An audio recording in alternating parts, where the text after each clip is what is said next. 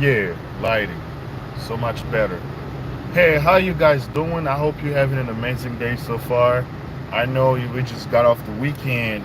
Monday is our first day back to work, so we have to embrace it no matter how much we hate being back to work on Mondays. But hey, here we are.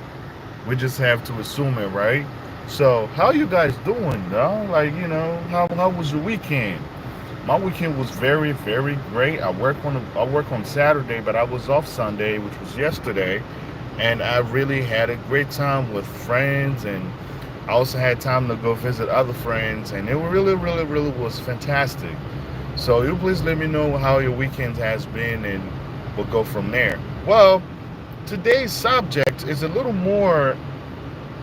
It's a little different from what I'm used to talking about on this channel. So, as you join the chat, do me a favor, hit that like button. If you have not, if this is your first time coming across this YouTube channel, my name is Mervel. I'm from Congo. I do content about doing business in Africa and particularly in the Democratic Republic of Congo. And I also encourage young Africans living in the diaspora to go back to Africa to invest in many different fields, right?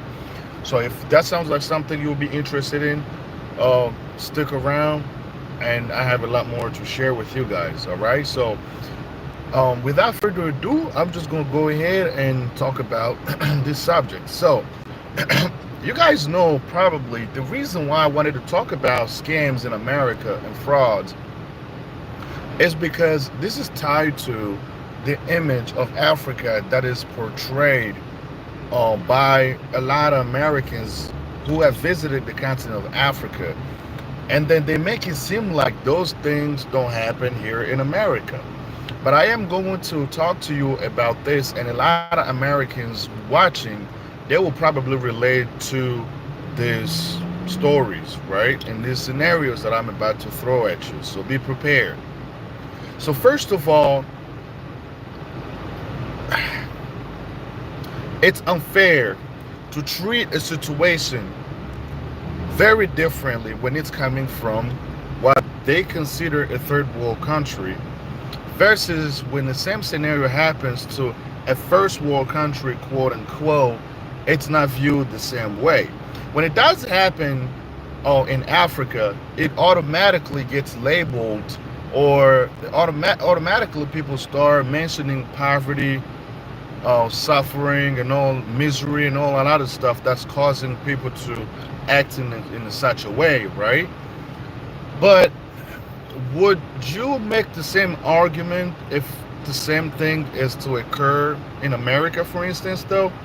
Let me know in the comment section down below. I'm gonna give you a couple of scenarios. But before I go any deeper, if you live in America, you probably have experienced robotic phone calls. There, our information is it's out there. It's available online. That's why people grab our phone numbers. They'll start calling you, trying to sell products to you online. But a lot of those calls are not always about selling your products online, right? Let's just keep that straight. A lot of these, they'll call you. They will say, well, you've qualified for such an amount of money, right? And then once you, if you're naive, you don't know better, you will want to listen to them. And then eventually they say, well, we're going to deposit a certain amount of money into a bank account or something. And then you provide them with your account information.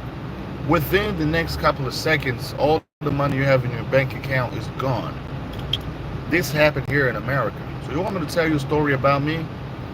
There was one time it was the end of the month and I'm ready to pay the rent, right? Because usually I may know that I have money into my bank account available to cover my bills or whatever. But before I go ahead and make a payment, what I always do, I double check my bank account, make sure that the money is still available before I pay the bill, right? So I had to pay my rent. So I did everything. I'm like, all right, let me just go ahead and check my bank account real quick. So I checked my account. I'd say Well, I still had available. I still have enough money to pay rent, but I'd say probably 60% of what I had available in my bank account was taken out. And I'm looking. I'm like, I don't remember making such a large transaction. So I went to the bank. I get to the bank. I notify the bank. I'm like, hey, this is what's going on.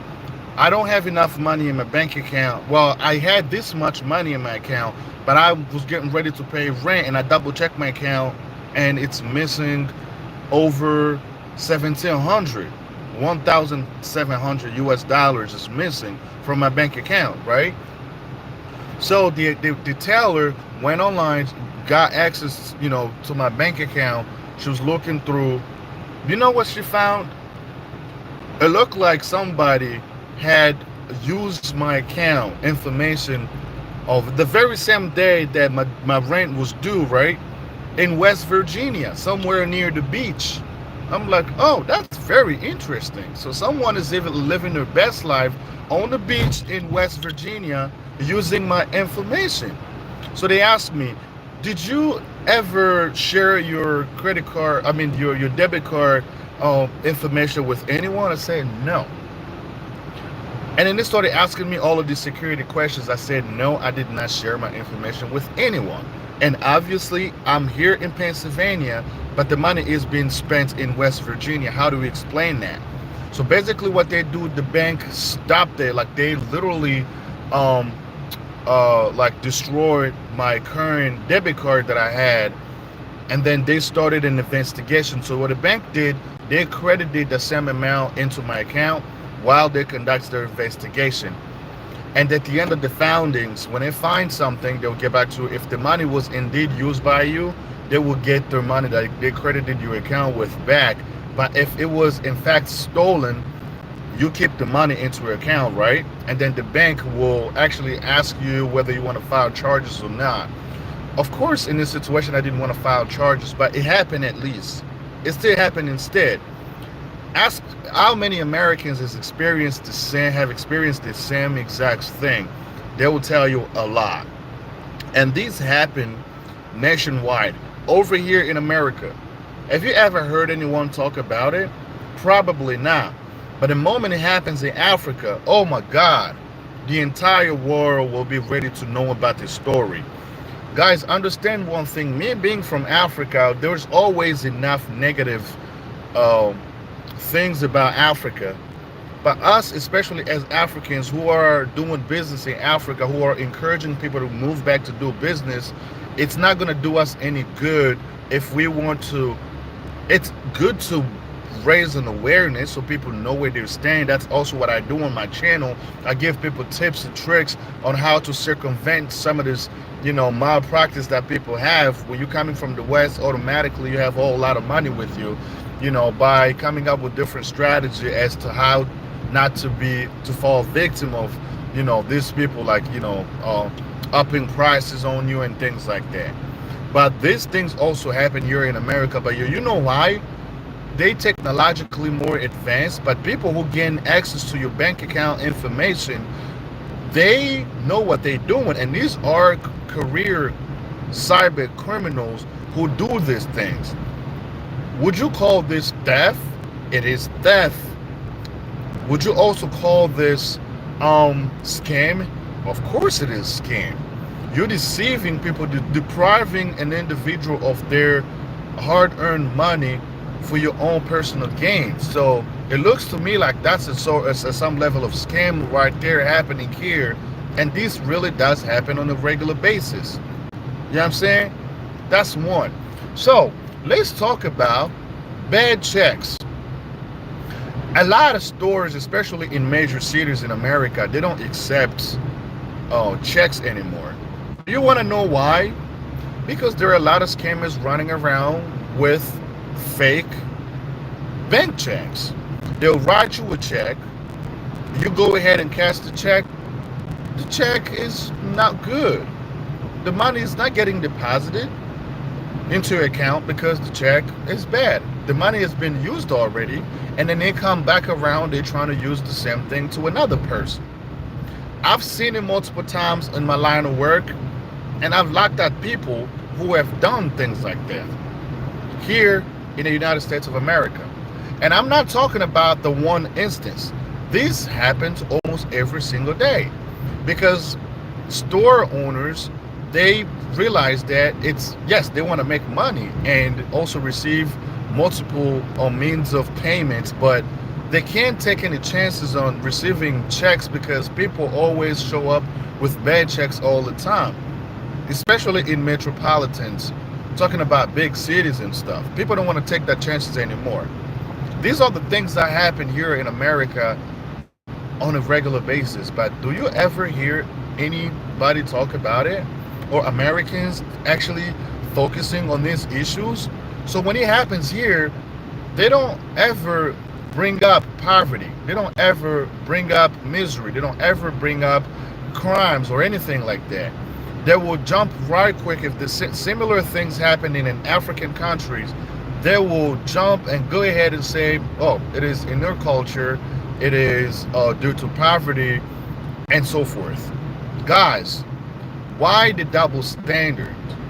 That's one thing that I'm trying to understand. Why the double standard? It means that if this happens in Africa, it's poverty, misery, but when it happens in America, it doesn't get any coverage. And you will hear people say it's mental health issues, da da da da da. Listen, it ain't no mental health issues. When people do things like that, they know what they're doing. In a mental state, talking about mental states, if that's what you want to focus on, right? There is an intent. So you could be mentally ill, but at the same time you have an intent to commit a crime, to deceive or deprive people of their, privileges for your own personal gains. Things like this happen here in America all the time. Not even mentioning scamming. When we talk about land scamming in Africa, right? This is a thing. And it's not as rampant as it used to run years ago, because people have learned the hard way. Now people do a lot more research, especially when they are purchasing. Oh man, what traffic right here.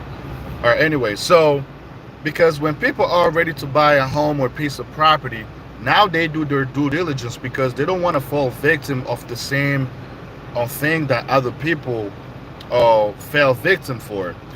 They want to make sure they verify the legitimate owner of that piece of land before they make their transaction, correct? So they do this, and this happens a lot more frequently now than it used to in the past, because that's why a lot of the explorers end up getting scammed because they didn't do their homeworks, right? But I don't know, it's because of the laws, because the way process of purchasing land here it is here in America, that we don't hear stories like that. But there are a lot more frauds happening within the same field that I'm about to talk about. Check this out. Do you know how many people sublease their apartments that they're paying for to other people without the property management office knowing about tenants that are occupying their units illegally? Because here in America, when you live in let's just say you live in 2-bedroom apartment and you have a occupancy limit of, let's just say, 5 people, right? So all of these 5 people that you have permission to move into your house should be included into the lease. If somebody is not on the lease, the property management office finds out about it. You may get a fine, or they will send you a letter giving you a time frame to have that person added onto the lease. You understand what I'm saying?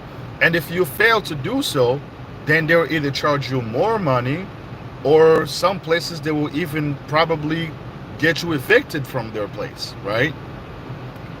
Do you know how many Americans sublease the apartments in which they live in, right? And not only that, they will use the lease that they signed, and they will move out of their apartments and to leave the person who were paying rent to them staying in their apartments so they can make payments to them. And they will continue to make payments to them when they had already moved out of that apartment. And apartments, technically, it's vacant, but the person who didn't know better, they still paying rent directly to that person, thinking that they own the property. And once the property management sees that there is like 5 6 months of delinquency for failure to pay, now they come up, they show up, they, put an eviction notice, and next thing you know, the person who supposed to occupy the units had moved out 6 7, even a year ago. So now this person becomes a victim. They get evicted, and then now he has to go after the person who was subleasing the apartment to them to give them their money back. And now it becomes a court battle. And sometimes, depending on how you was deceived, most of the time they don't even give you their full information. They don't even give you their full name, so you don't have their information to file some sort of private criminal complaints against them through a police department, right? And that person walks scot-free with your hard-earned money. These are the things that happen here in America. Have you ever heard anyone talk about these things?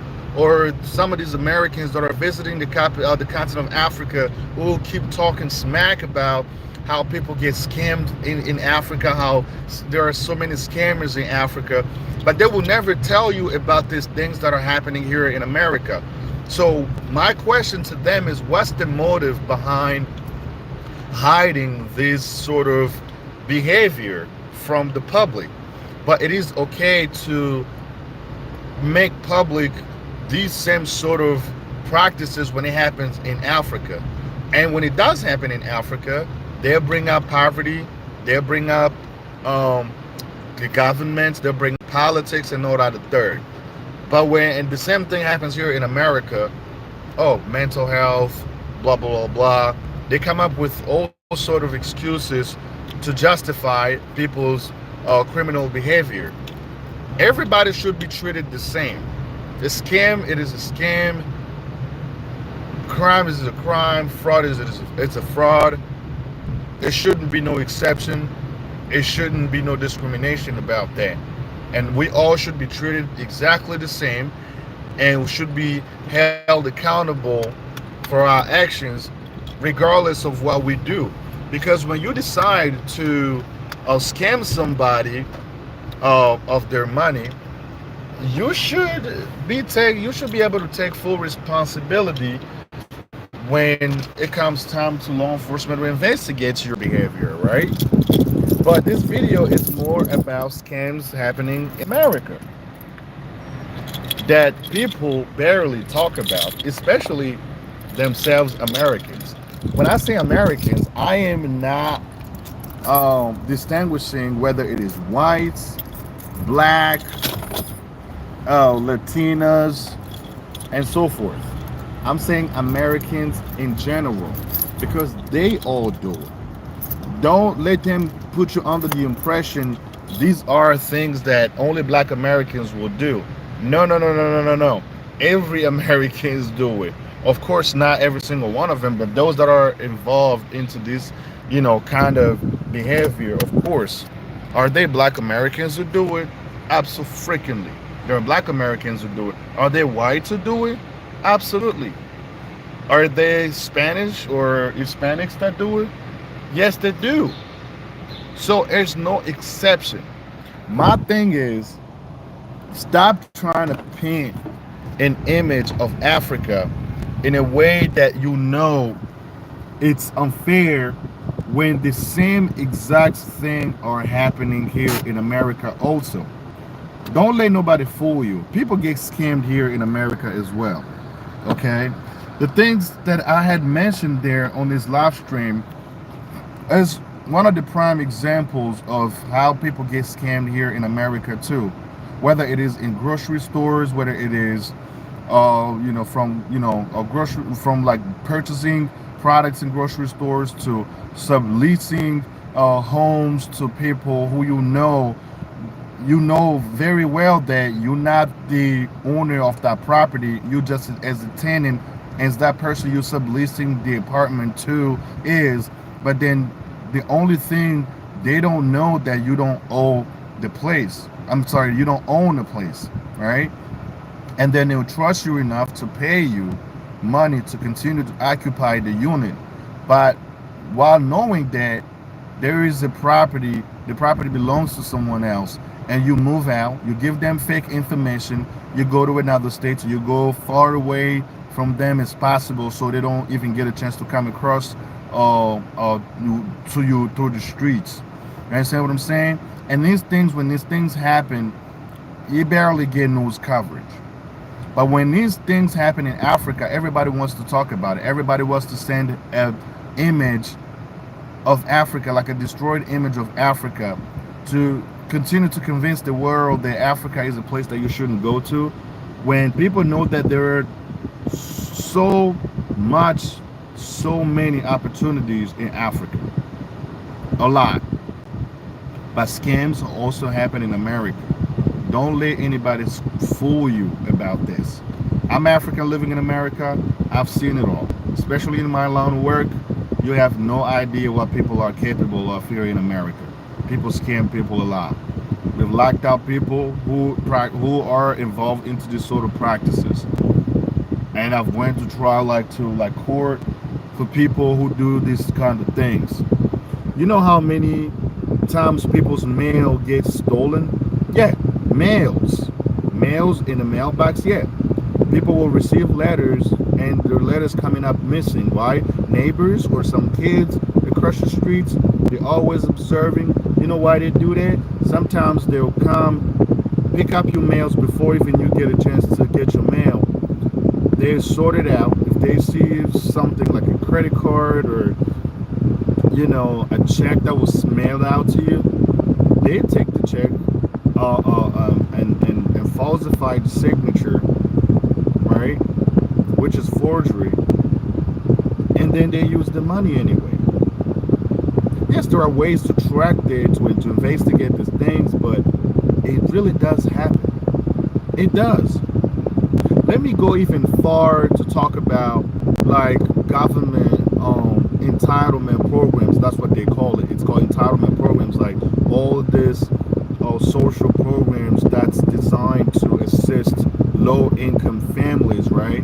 They'll give you food stamp cards to buy food because they know you don't make enough money, you can afford groceries to feed your family. So you have a food stamp card. So this card, you can only use it at a grocery store to buy food. But you'll be surprised there are people still scamming you out of that. Do you know that? My very first PD job, I had handled a theft of a food stamp card. Actually, this person had access to their food stamp information online from Florida, but the person who was the victim lived here in Pennsylvania. So somebody in Florida is using their food stamp card in grocery store, and they've never met this person before. I was the well, I actually took the report, but it was investigated. I don't know the outcome of it, the outcomes of that, initial investigation. But it does happen. It does happen here in America. Yes, it does.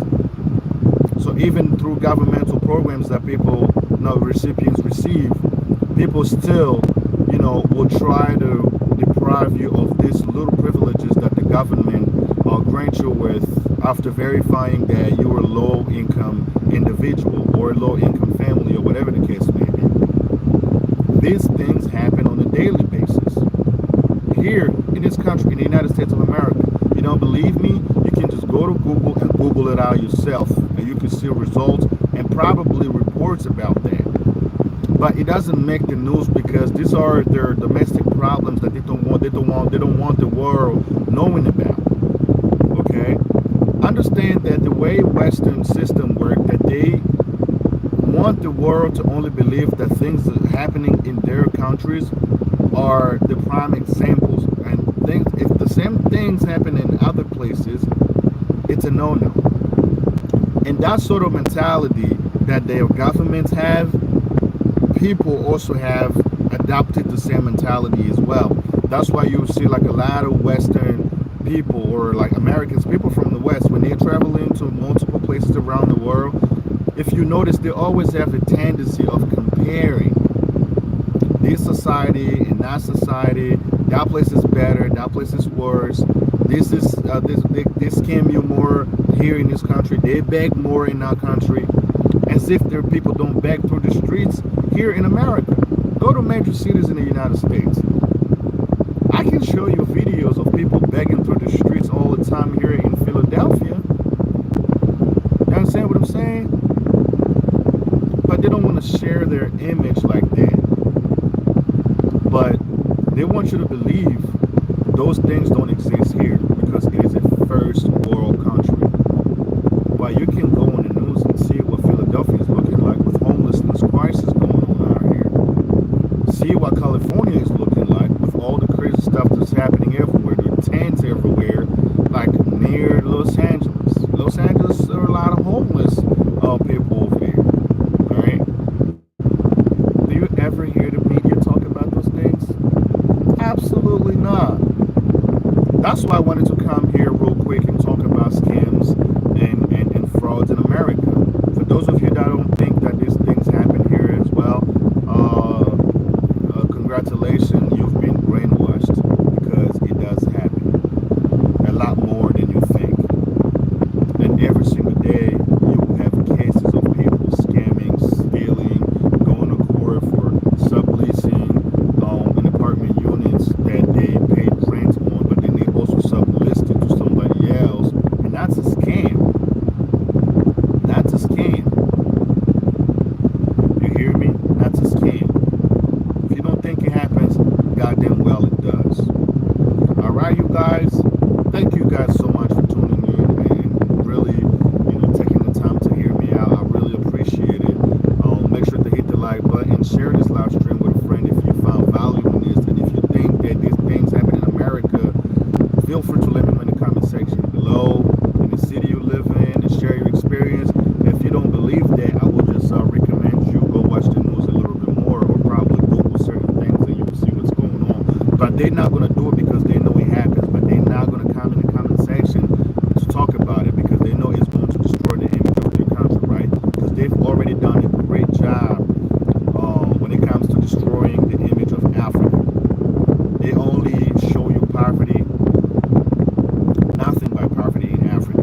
But when they talk about their country, they will never, ever show you poverty happening here in America, too. That's why when I talk about business in Africa, or when I travel